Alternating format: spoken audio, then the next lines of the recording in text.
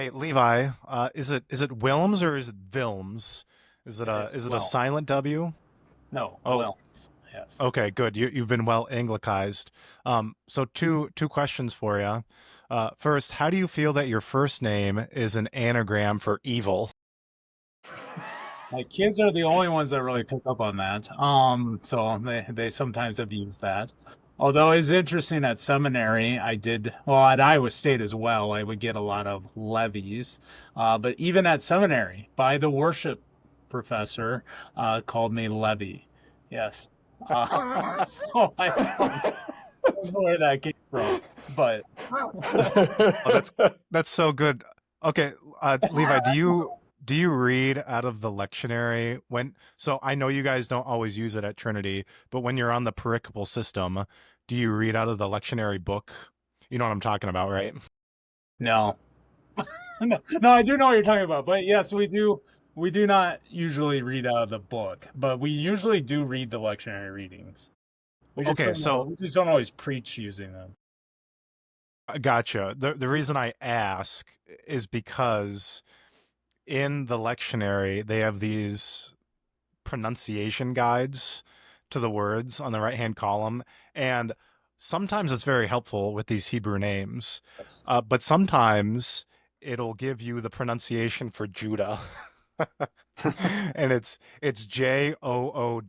Joo-D-U-H. And my thing is, if you don't know how to say Judah, you probably shouldn't be doing the Sunday morning readings. That's a good point. Yes. Second question for you. When you took the call to Trinity Sauk Rapids, is it true that you considered changing your name to French's so that you would have Heinz 57 and French's mustard on staff? I did not consider that. No, he never brought that up. So, Just a wild rumor I heard. but I am taller than him, so Uh, By how much? 2 inches. Okay. So He might debate that. shrinkflation. But yeah. Shrinkflation has hit Heinz, but not Levi mustard. You guys have, as far as I've gathered, are missing the opportunity to come to Concordia Fairhaven this Saturday to finally determine once and for all which of you is the strongest. Because our sort of Gideon competition is happening, and I don't have any signups from Trinity Sauk Rapids. I'm just saying. I did think about it. It is on the calendar. However, we have another engagement with some members of the Likely, church, which is what likely. happened in February as well. Uh, you just aren't as high of a priority. I understand. I I don't buy it because I mean Trinity Sauk Rapids, like you guys have a notoriously low church membership. I mean, you get like 5 people on Sunday. Yeah, give or take. Yeah. Hey, how many services do you have at Trinity Sauk Rapids on a weekend? So we just do one, to the consternation of some people. They would like us to have two, or a number of people would. But I think this is before I got here, but somewhat after the pandemic, they made the decision to go to one just so we have a fuller church. And I think if we went back to two, we would lose some things as far as just connectivity of people. So if for some reason our attendance increases to a certain point, we might go back to two, but right now one is good. I'm partial to one service, even if it's you get cozy, you get tight because of that connectivity. I think that's key. For that reason, to the consternation of some folks, have resisted even a sunrise service on Easter Sunday. So I'm like, Right. I want everybody in the same service on Easter Sunday, real bad, you know? Yeah.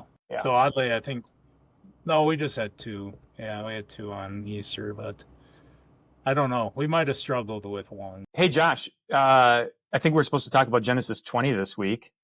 What do you make of the fact that this is now the second time Abraham has pawned off his wife as his sister? And is that the correct word to use for it? Pawning her off. I don't think so.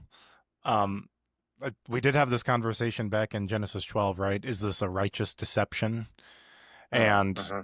I think I think both times Abraham is actually just in deceiving.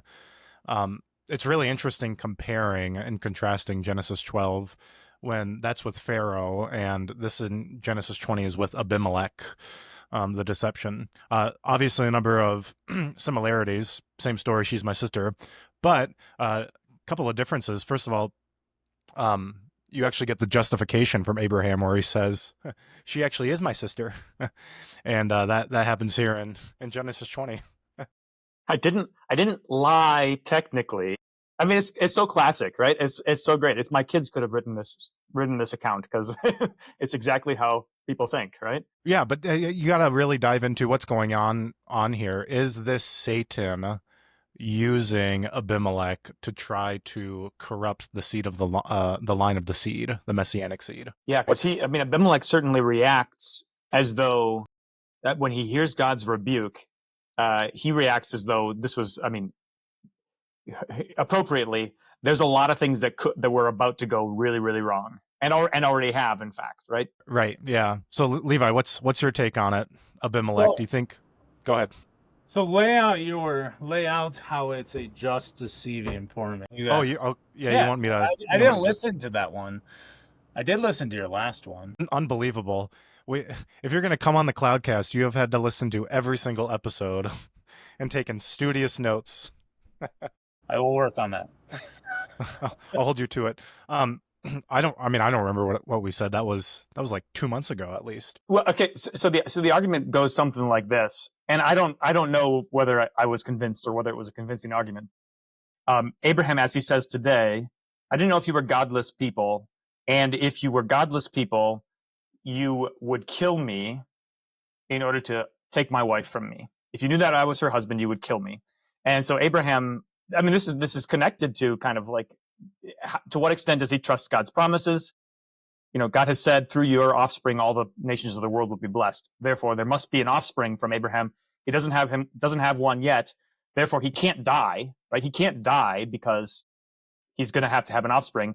But is the thing that protects him from dying, is it him deceiving Abimelech, or is it going to be that God miraculously preserves him from the violence of these men who might seize his wife from him? So the argument was, it's a righteous deception, if you can even call it a deception, because he's just telling a half-truth, because he's preserving his life for the sake of, bringing forth the seed. Not all lying is wrong. That we know is true, right? Yeah. So that's the argument. So I think you start to run into is is it just to avoid death versus sexual violation of your wife, or is it right to protect yourself justly, but maybe not the protection of your wife? That is running in there. Now maybe he's just saying, well, God will protect her. Well, then that argument doesn't hold a lot. And just from the get-go, if God's going to protect you, God's going to protect you. Now, I could be wrong on this. I do think back in chapter 12, the promise of the seed is that given to Abraham and Sarah, or just Abraham? We talked about this, and it's not explicitly to Sarah, but my contention was they're one flesh. Right. But in chapter 18, there is a promise that she's going to be pregnant. So I think it's hard to argue for a justness when his job is to protect her. Yeah, I did notice in your last podcast in chapter 18, you guys did skip over a couple verses, but that's because I could go off about trees for a while too, because I got 2 trees dead in my backyard. But in verses 17 and 19 of chapter 18, you have kind of this dynamic about God fulfilling his promises and Abraham's job, right? And so it's right in the midst of God saying, I'm going to go destroy Sodom and Gomorrah, but he's like, shall I hide from Abraham what I'm about to do, seeing that Abraham shall surely become a great and mighty nation, and all the nations of the earth shall be blessed in him. For I have chosen him that he may command his children and his household after him to keep the way of the Lord by doing righteousness and justice, so that the Lord may bring to Abraham what he has promised him. That's an amazing couple verses there. One, you have kind of the promise of God, the kind of macro promise that God himself is going to do and bring about. Abraham can't really do anything towards that. Yet there's this micro command of what Abraham's supposed to do, which is command his own household, take care of his own household, bring them up in the ways of the Lord. And then you have that interesting end where it's sort of that the Lord, almost as if the Lord's not able to bring about without Abraham doing, right, what he has been commanded to do. Which obviously we would not contend that's reality, but Abraham is supposed to do something, and immediately as we get into chapter 20, he's not doing. Yeah, I think that's a great observation.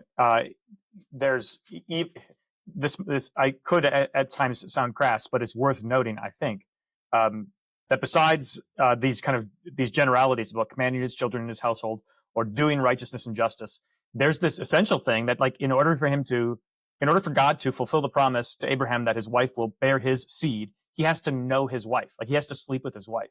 There's this thing that he has to do, which even in their old age, he has to believe God in order for that to be fulfilled. And I think, to your point, so long as she's been, co-opted by Abimelech and his house, it's not happening, right? And he's even allowing for the possibility, although not really because of her age, that she might become pregnant by someone else.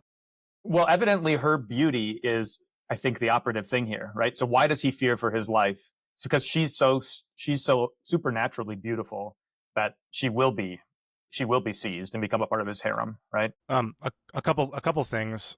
So I think he is protecting her because the custom would be actually for the suitor to go to the brother. So you see this, for instance, with Isaac and Rebecca, right? It's Rebecca's brothers who give her away.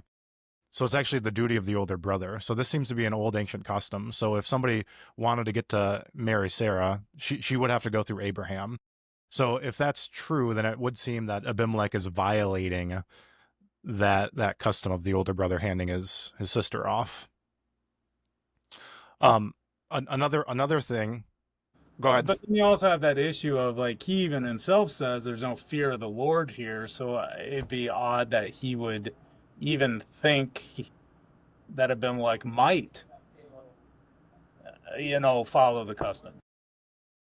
Yeah, I mean, yeah, that's true. You do get, although some societies who don't fear God do become legalistic. Yeah.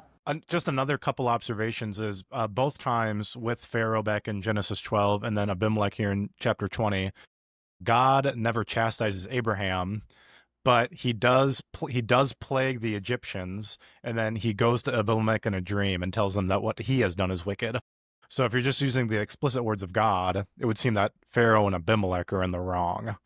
And that's not to say maybe God's not a little bit dissatisfied with Abraham, but he certainly doesn't express it. And I think, so maybe this is actually the first time that the word prophet is used in the Bible, here in Genesis chapter 20. And it's used to describe Abraham. And, we know this from Jeremiah 23, I think, right? Prophets are those who sit on the counsel of God.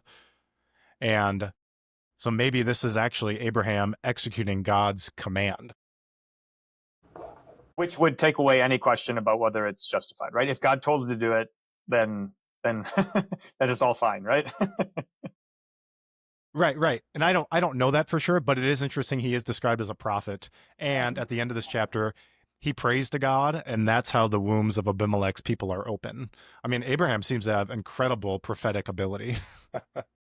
Then again, you do get, like, for instance, Balaam, who is a wicked prophet, right? An oracle who is effective in his speech and prayers in the counsel of God, but he's got selfish motives, right? So that in and of itself doesn't necessarily paint Abraham as being righteous in this case, right? Right, but we know overwhelmingly, based on everything Genesis has said, that Abraham is righteous. Right. I mean, except for taking Hagar, right? So, I mean, this is the peculiar thing about it. There is this scandal that potentially in this episode could really be highlighted. And that is, okay, so Abraham's doing the wicked deed, right? He's the one who's lying. You could paint it this way. He's the one who's lying. He's not protecting his wife's chastity. He's not trusting God's promises. Abimelech, who makes this case and is acknowledged by God, I'm ignorant. I was acting in integrity and innocence. And God's like, yep, I know you were, right? So Abraham's the one who does the vile deed. Abimelech is acting as acknowledged by God in integrity and innocence. And yet Abimelech's the one who gets punished, right? I mean, this is kind of like when you got two kids in your house and one of them's like, why do one of you have a favorite? And you're always disciplining the other kid and you're never disciplining your favorite kid, right? That's what's going on here.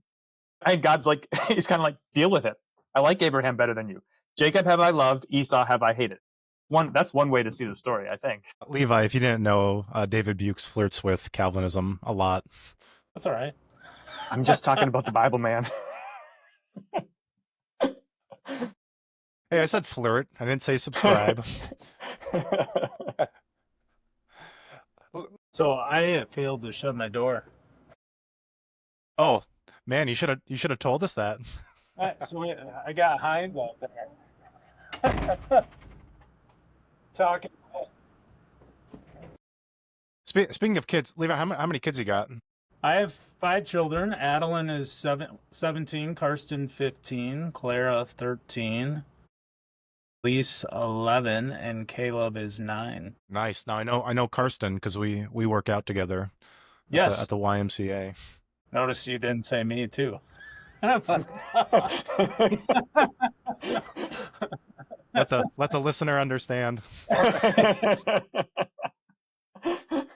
That's good. That's good.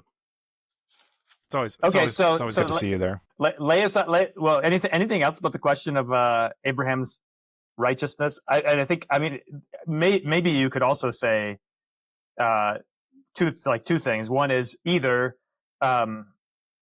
the adjudication of Abraham's righteousness here is left as an open question, and maybe it's for the reader to discern.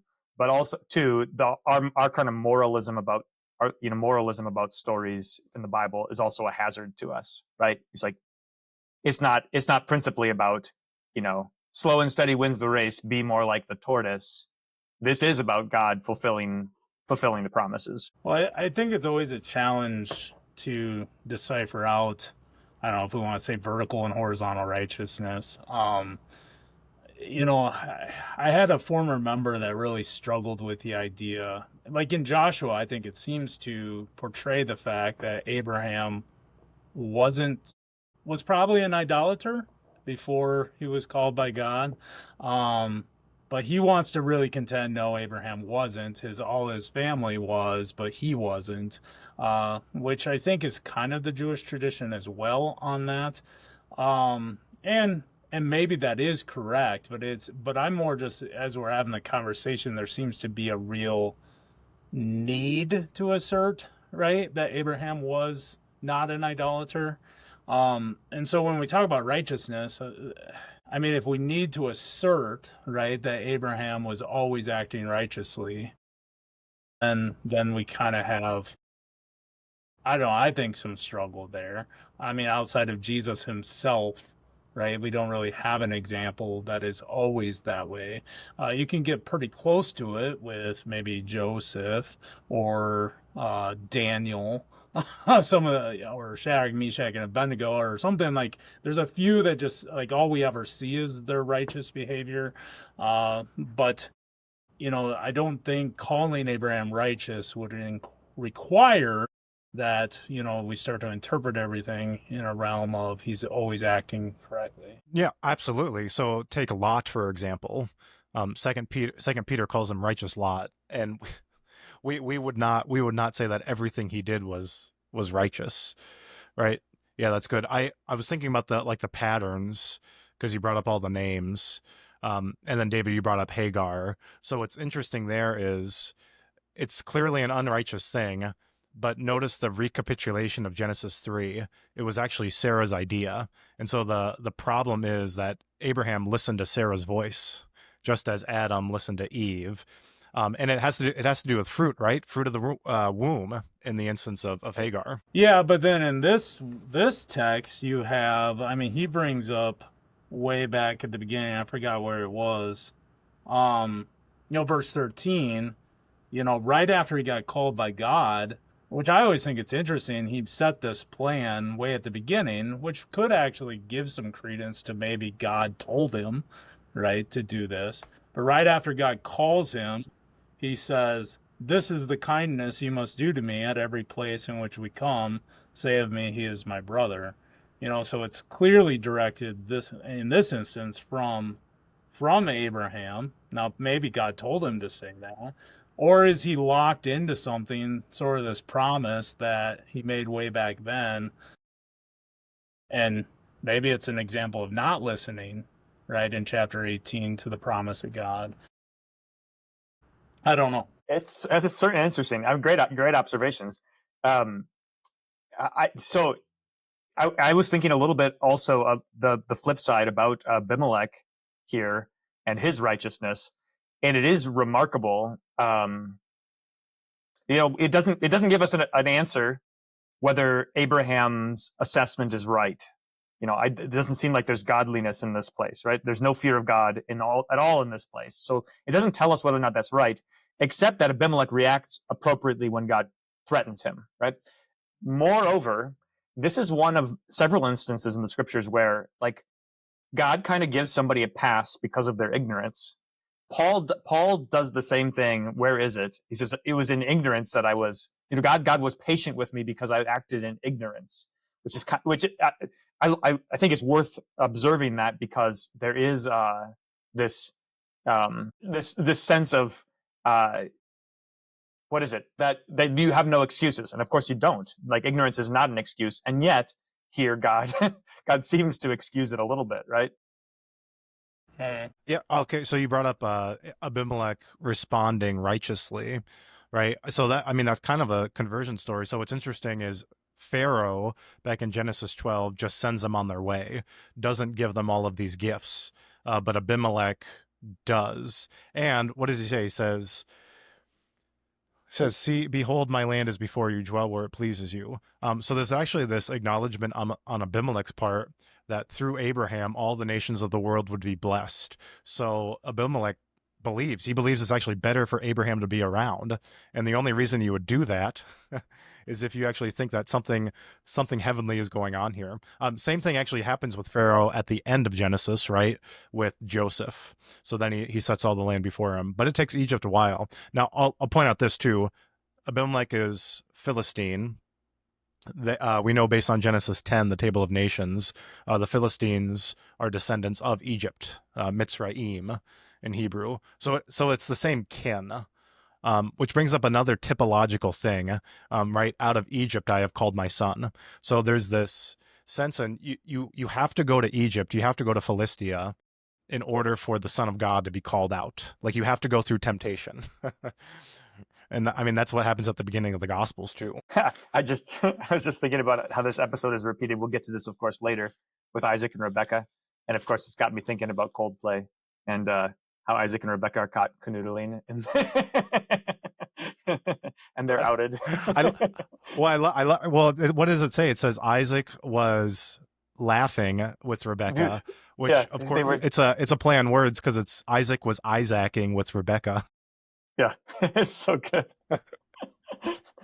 What was your favorite Coldplay meme that you saw over the weekend? I don't too many to count, right? They were all so good.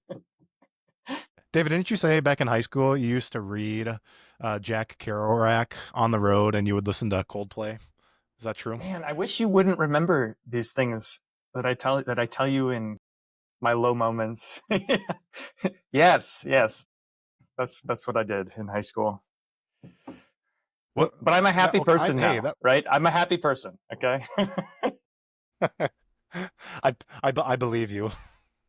Levi, what did you listen to in high school? What was your go-to band in high school?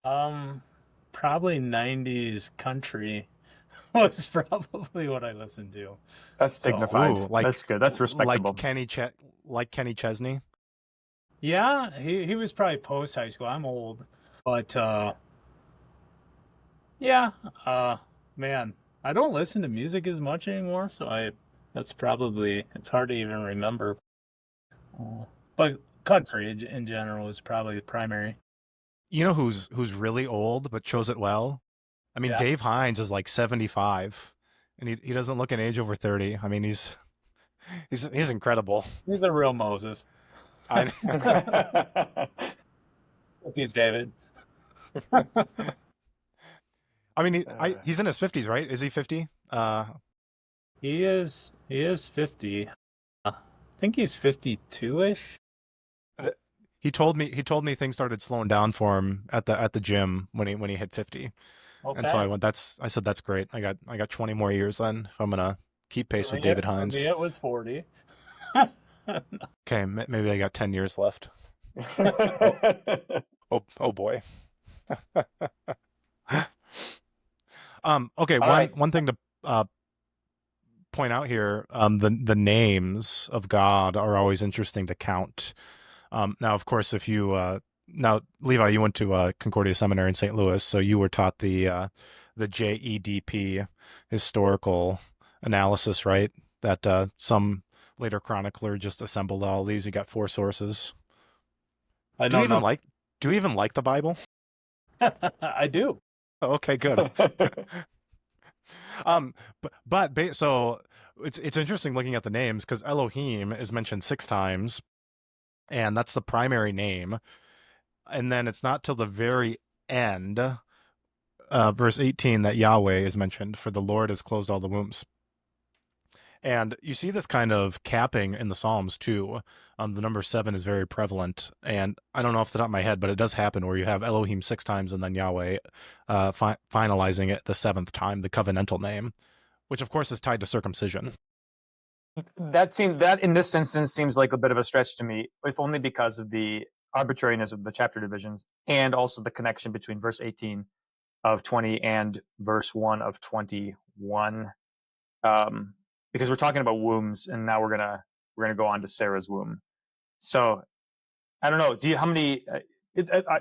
I like it. I like counting those things, but I wonder how well you can do it just based on the episodes here and because of the chapter divisions. You know? I think Dionysius was inspired when he cut these things into chapters. Okay. Why why do you have to let you don't even like the word arbitrary. You threw out some you No, threw out some Latin. that is one word I do like. I like that word. Tapestry and tension. Those words I don't like those words. Is it because you used to be a radical Lutheran? Yes. As a matter of fact, that's why. I knew it. It's okay. We're But all we're all okay, reacting against something. yeah. So the number of times that you get these different names is one thing, and that is worth pondering. How about 1,000 pieces of silver? There's another number for you. Sounds good. I mean, that's a lot of money, right? I mean, you got 30 pieces of silver, 20 pieces of silver at various times, and here you've got 1,000 pieces as proof of her innocence, right? That's what he's demonstrating. So it's not clear to me, and maybe this is in addition to the male and female servants and the sheep and oxen, or maybe he's putting a monetary value on those goods that he gave Abraham. I think it could go either way. Okay. Because he says, I have given your brother 1,000 pieces of silver. So maybe that could reflect it, or that could be over and above. Either way, it's a large gift. And obviously 1,000 is 10 cubed. Go ahead. Yeah, I mean, it's just interesting in the detail here that he addresses that to her, right? So he gives Abraham all of these things and gives Sarah back to Abraham, and then he turns to her essentially and says, "Here's the proof of your innocence." He's a great guy. Abimelech seems like a great guy. Well, yeah, now he does. Now I think why it's addressed to Sarah is because this is about the seed of the woman. I mean, that's what this whole story is about. So this is, yeah. It's once you start looking for the devil, you start seeing him in every place, right? So I didn't really. I guess I was wrestling with the timing of all this because again, In chapter 18, he says, I'm going to come back in a year, which could be general, not exactly like 12 months. Um, and then you will have you will have a son. And then you have both the destruction of Sodom and Gomorrah and this accounting with Abimelech.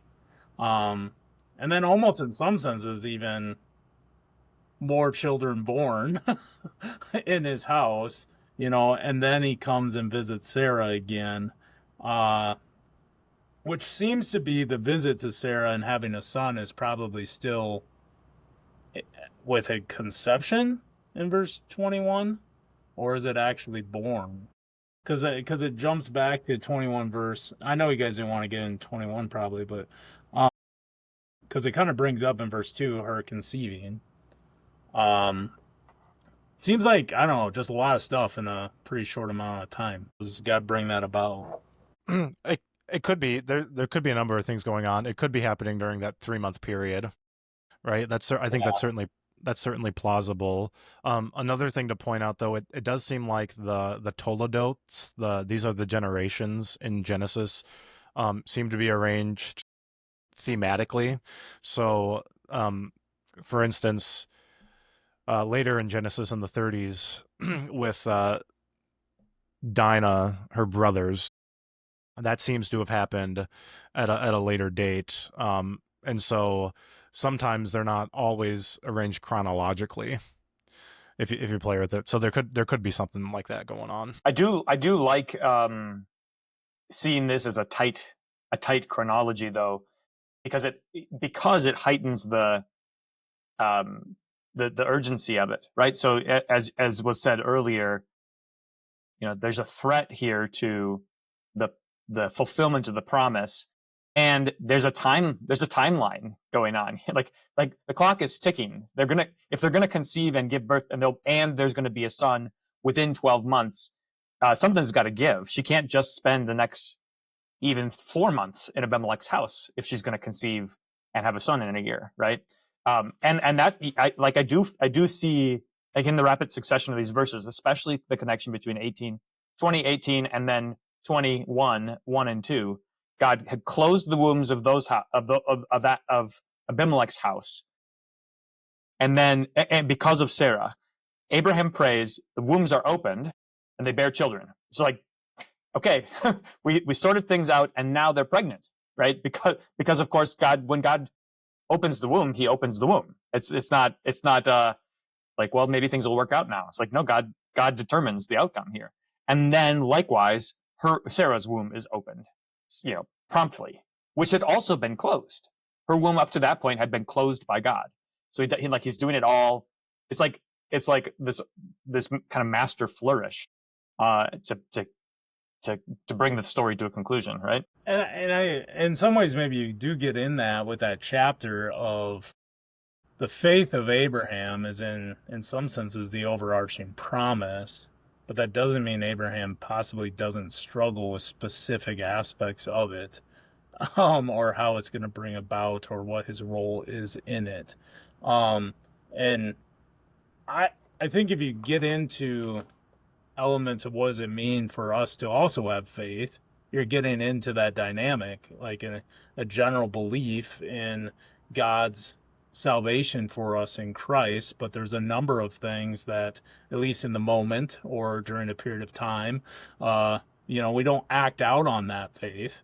But that doesn't necessarily mean a complete loss of faith either. And I think that seems to be embedded in here. God is going to do his thing, which is amazing. He actually ties a new promise, and God can't break his promises, to actually Sarah, and it wasn't originally tied to her. Now it is, and the fact that has to get carried out. And even when Abraham does the wrong thing to carry it out, God's still going to make it happen. Yeah, I think that's great. I was thinking about how God does give us even kind of narrower promises, usually connected to your vocation in life. So to parents, whether it's promises or, like, say, assignment of responsibility, right? He's like, do this thing. Yeah. Raise your children in the fear of the Lord, right? Train up a child in the way he should go, and when he is old, he will not depart from it. And yet we are like, regularly scratching our heads. It's like, what? Okay, but now how do I deal with this next situation?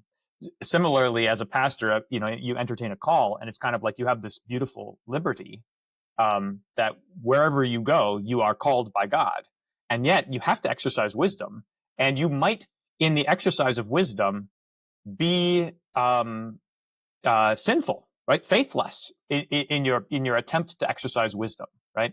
And that doesn't mean that in the end God doesn't bless it, or that He hasn't in fact called you. It means that you managed to screw up something that God has guaranteed, and He's still going to work it out in the end, right? Is that an admission that you're screwing up leaving Minnesota? I'll take it. You'll take it. I keep hearing people screwed up coming here. No, I don't know. Not in my church, but it's like I go out to a store, and I think it has more to do with probably conservative political leanings, But I'm like, oh, I came from South Dakota, and they're like, oh, I wish I was going to South Dakota. Why would you leave there? Well, this is where what? All I just heard is that Levi Willms is in danger of going even farther east. You start bringing out the incense, and start talking about basil. Man, we're gonna have a chat. Although you didn't go to the right seminary for that.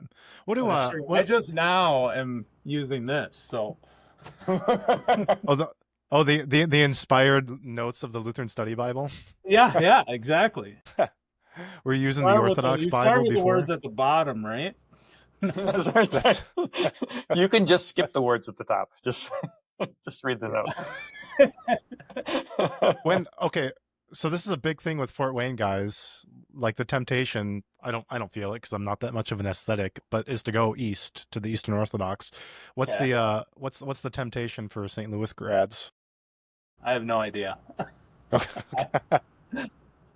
I don't know. I feel like I'm detached from everybody, so I don't know. Wait.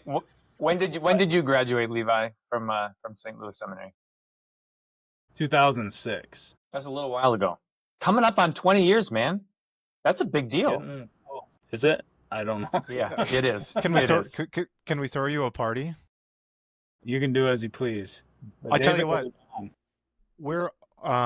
So your 25th will line up with the 500th anniversary of the apology of the Augsburg Confession. I'm dressing up as Emperor Charles for this occasion, so you should come. No, maybe in Arkansas or wherever else you go in 5 years. This is on my calendar. You already assigned me. I'm doing it. This is ridiculous. Covenants are obviously circumstantial. If you leave the covenant, you can't dress up as Charles V. I think you said, and my word cannot be broken when you promised me I could be Charles V. So. Yeah. The question is, who would you be, Levi? Who will you be at our mock Augsburg?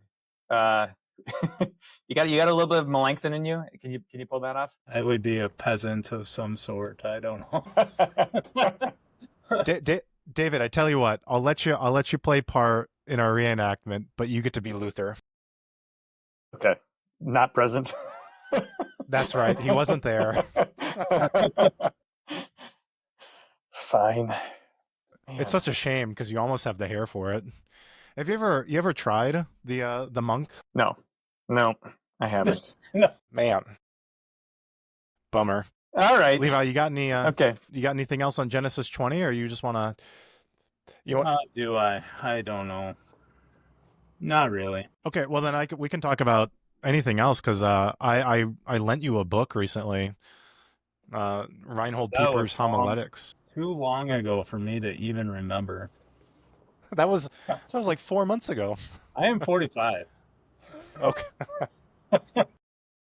All I was gonna ask is have you taken his practical advice of avoiding Spanish snuff before getting in the pulpit and drinking raw eggs?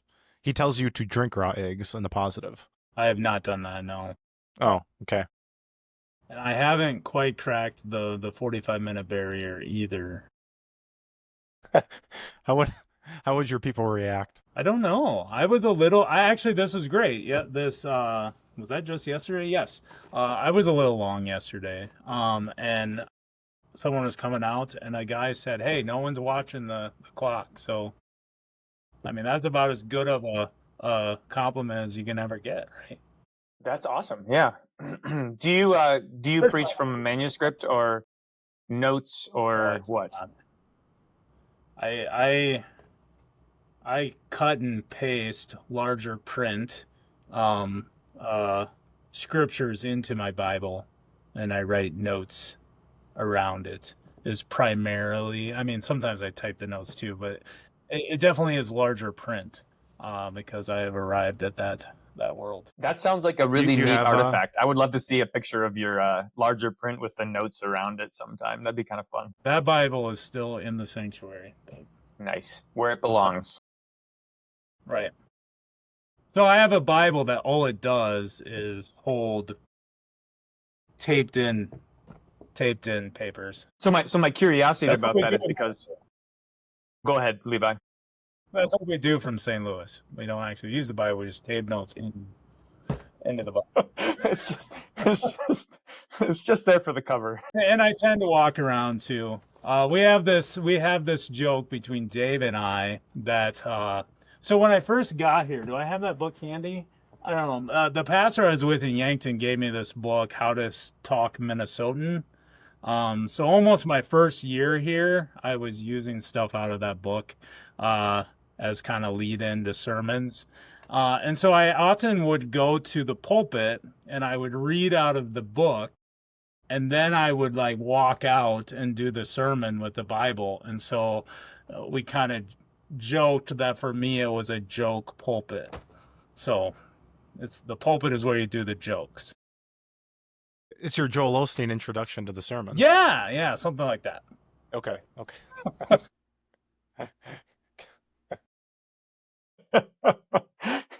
Huh. So what's interesting? That's fine.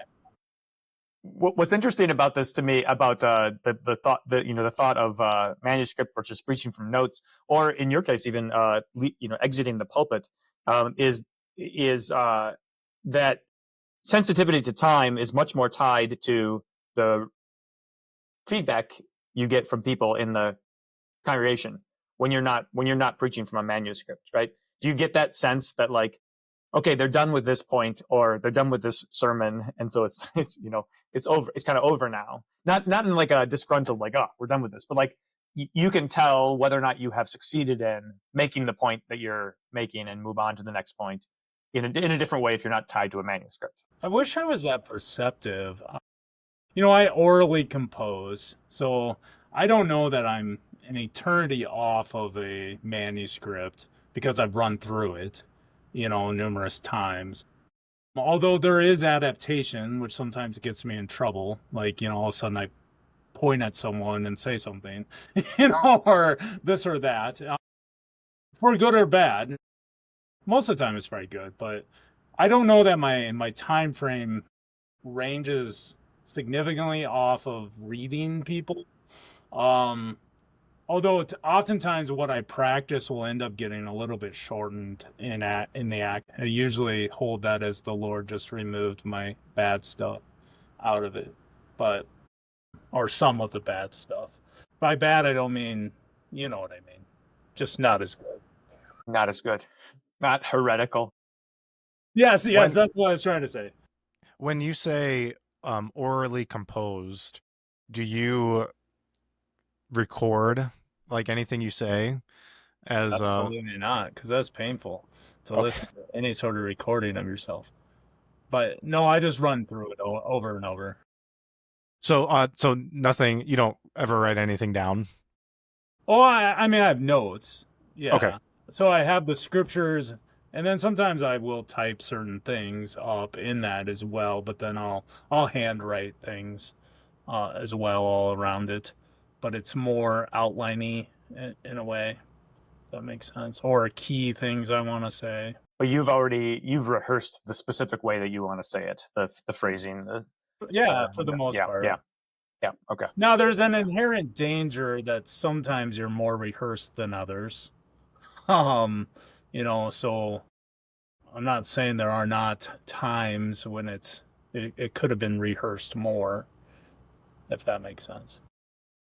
Yeah, probably during like really sensitive topics, right? You want to be more rehearsed because you want to Mhm. have that precision.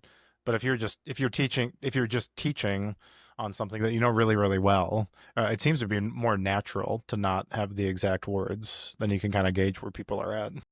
You know what really trained me in this a bit? Well, first, just my vicarage supervisor allowed it, which was kind of nice. I didn't have to turn in a manuscript. Um, and then my first call was in Pierre, South Dakota, and we served this little church in Blunt, South Dakota. So I had two services in Pierre, both with probably over 200 people in them. And then in between, you get done with your sermon, you drive to Blunt, and the other guy would finish the service. But Blunt would have like 15 people in their service, and then you would drive back, which I was amazed how often, you get all ready for Pier, and then you drive to Blunt and you're like, ooh, I'm going to have to deliver this totally differently. Because I can't yell as much, right? Or, this or that, because there's only 15 people there. And it's amazing the process of needing to do that for them, but then it would also transform on the drive back, right? And so late service would be a little bit different too, having gone through that. It'd be closer probably to what you started with.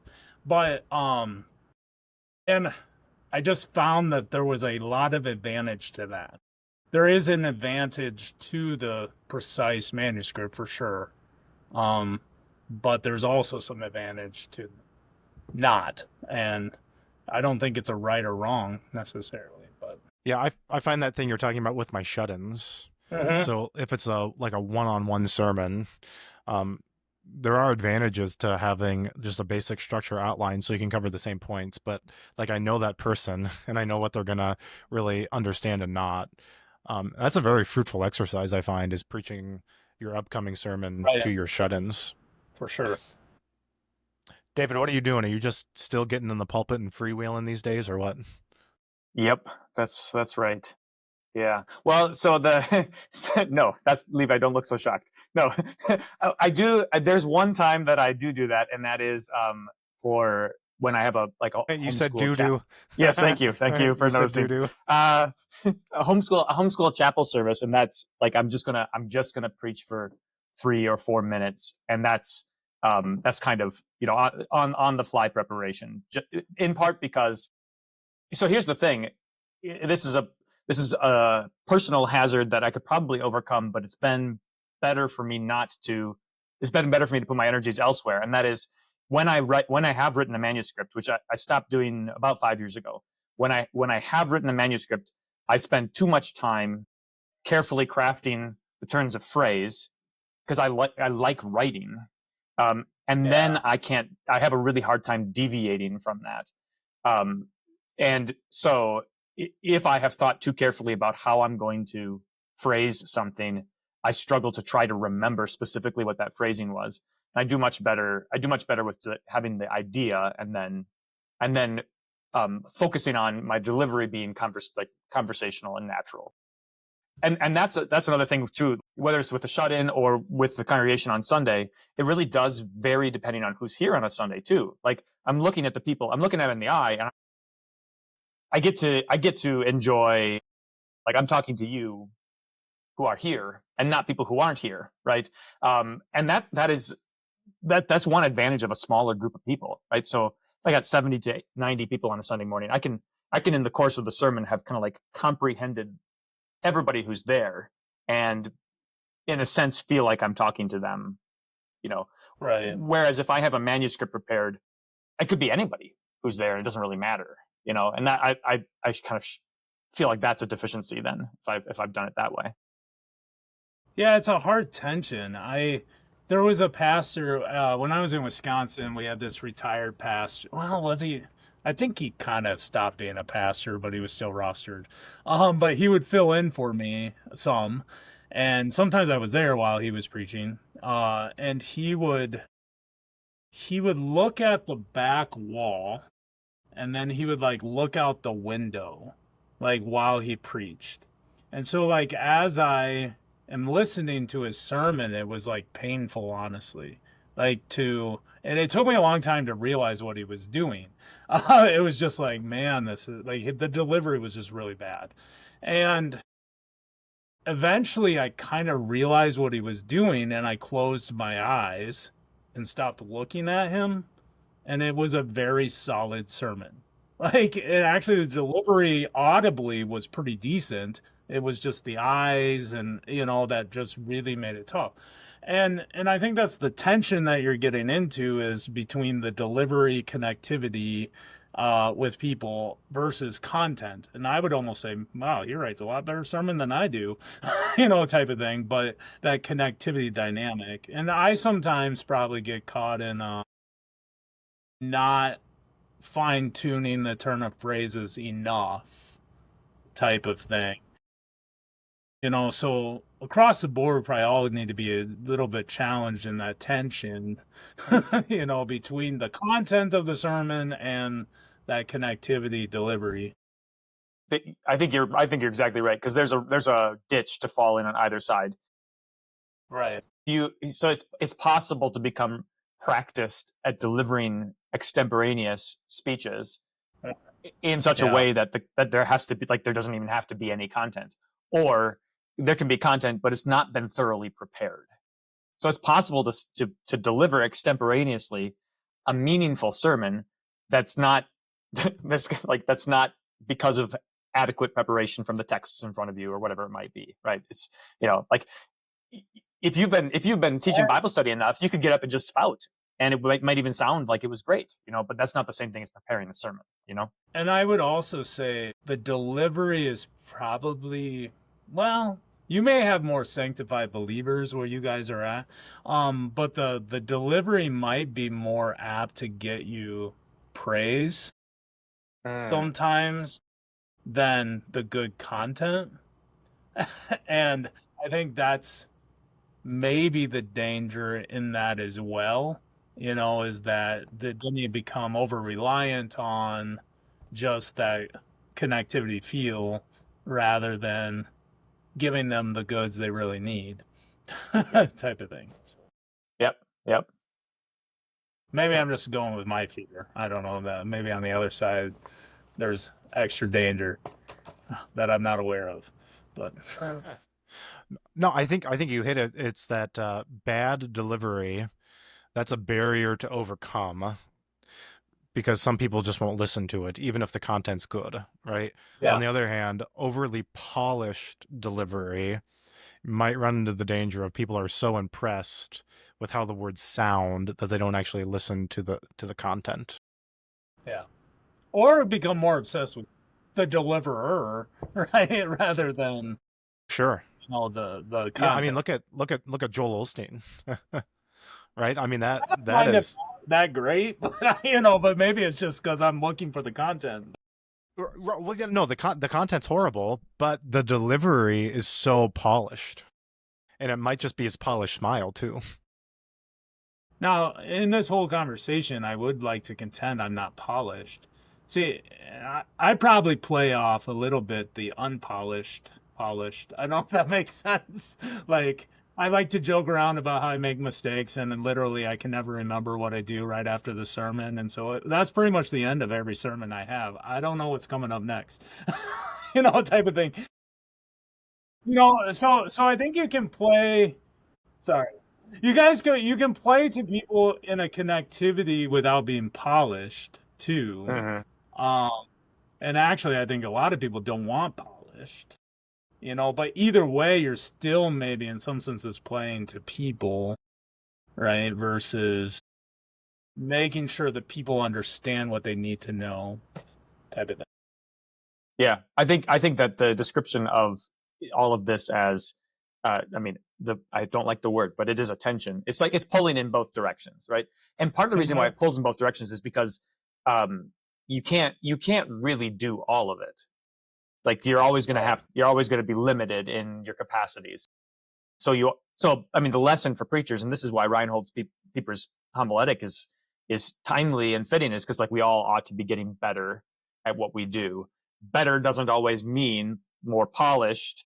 it always does mean richer content. Like it always does mean more fully understanding the text, more fully preaching the doctrines, right? But improving your delivery might mean just better communication to these people in front of you.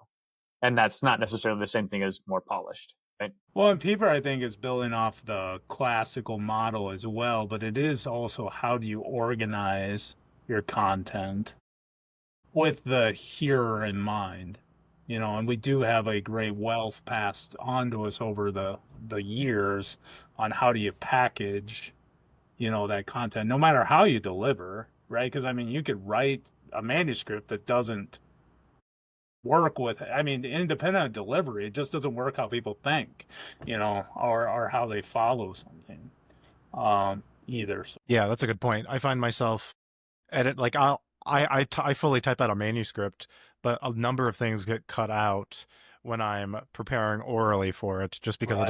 it doesn't flow well, and I'm like, oh, that next sentence I'm supposed to say here, that logically doesn't follow or lead into the next thing, so I'll just cut it out. But on a page, it makes perfect sense to me why I wrote that. It just so I think that's a good litmus test: is do I actually understand what I'm saying? I remember one of our professors, after a chapel sermon, went up to somebody else and goes, "Well, I hope you know what you were saying, because I sure don't." Or sometimes you want to say way too much.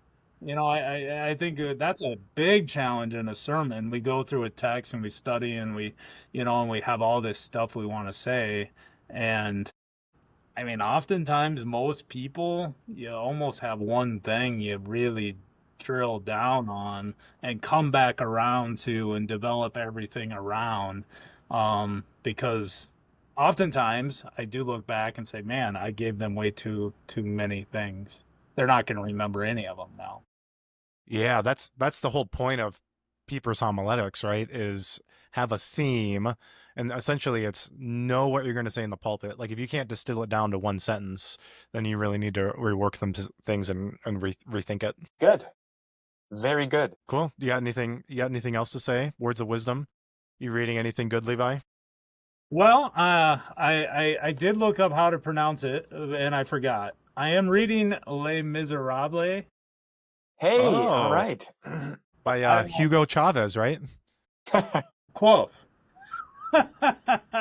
Victor Hugo. I get my Hugos mixed up. Which is a good book. So I am enjoying that. The musical does not have everything in it. The book is typically much better. So I did appreciate, you always have the issue of the bishop who forgives him and says that, he didn't steal the silver, etc. in this moment of grace, which I did not realize that directly after that. He ends up stealing a little coin from a little boy named, what was his name? Little Gervais. And it's actually the two parts of that bring about his conversion. So in the musical, it's just the mercy of the bishop, but it's actually in the book, it's the mercy of the bishop plus this moment of being struck by the law of stealing after that. And then he can't find the little boy, and then he's brought to a place of what a wretch I am. So and sometimes I think we have that mentality in the law gospel, right? We need to kill them and then give them the good, where in the book it's actually the mercy, and then it's the law that brings the mercy back in full understanding. So it's kind of, I don't know, it's kind of a cool in the story how that plays out for him. Now there is some issues about understanding in there, but theologically, but just the story was pretty cool in that standpoint. I'm only halfway through. Very cool. Well, I've never read it, so. Well, you should. You should also read War and Peace. Have you read War and Peace? Yes, I have. That is great. Isn't that a good book? Yeah, no, I thoroughly enjoy it. I like Tolstoy. Yeah. I have not read any other Tolstoy other than couple short stories, but I do want to read more. But I'll send you my book review of Resurrection by Tolstoy. Is that good? Yes. There are some things to definitely wrestle with there. Okay. It's his last book that he wrote, and he went through some things of turmoil. The story's really good, but he advocates for personal property. Isn't a good thing. So we definitely can't ascribe to that. Well, what I found awesome in War and Peace is just like, I don't know, and I'm kind of simple. So, but like you go through, I don't know how many pages it was, the whole book, right? And it's all this like giant movements between nations and war, etc. And then it's like you're just captivated by the last chapter, and it's all about family, right? Like, I mean, it just you realize that, like, I mean, we just get caught up in all this macro stuff, right? When really the grace in real life is right there in the intimate, you know. So that the last chapter just, I don't know, it's profound.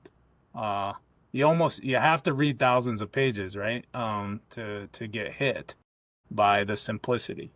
Well, So that's really good. Yeah, Pierre, right? So you were in Pierre, South Dakota. Then you read this beautiful novel about Pierre and War and Peace, and I well, mean I it's didn't read it until I was here. So but you're right. It's all about marriage. It's all about family, right? And that seems to be the movement in Lord of the Rings too, right? They have to go through this whole thing of conquering the devil and then returning home. That's only when Sam can get married.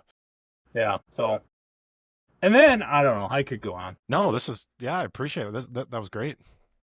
So and I've also been wrestling with some Latin phrases, but I was outside of Mayo Clinic down in Rochester, and on their School of Medicine they got the words "non multa sed bona," which is kind of interesting, which means just not many but good. uh, and I'm not sure if they mean that from a number of students standpoint, if they mean that from books in their library standpoint, but some sort of principle of the idea of not just searching for many, right, but what is the best, right? What is good for us? And it's striking because that place is gigantic and filled with so many people, right? But the reason people go there is because, at least historically, I don't know if that's starting to shift as they've gotten bigger, but historically they've been known as very good, right? Very good medicine there. Um, which I think is something we wrestle a little bit within, and you can't apply it to everything, but within the church as well. There's kind of always this dynamic of we get caught up in numbers, etc. And that's really what often makes people feel good, but wrestling with, the quality that in the end, um, if we're surrounded by the quality of Christ and his work amongst us and a community united together around that, then ultimately in the end, that's what produces through the gospel connectivity with others. But I don't know, just wrestling with that phrase as well. But Yeah, yeah. No, that was great. Did you notice we hit the trifecta? what's that? I said Latin. No, we started with Heinz ketchup and French's mustard, and now you just brought up mayo. So I think that's a good place. Oh, That's a good place to hey! end. See, you guys are young and quick. I don't know. If that's what that is, I think that's just that there's something else going on with Josh. His brain's got he's got some loose ends firing up there that just they sometimes they fire at random intervals and and the results are shocking. Or he's hungry. That could be too. All right. What do you say we close this out? This was good, Levi. I think that you should come back on and give us some more insight. This was fantastic. Yeah. Hey, tell Dave Hines to text me back. Thanks. He doesn't listen to me. All right, I'm gonna hit stop here. I will. Okay.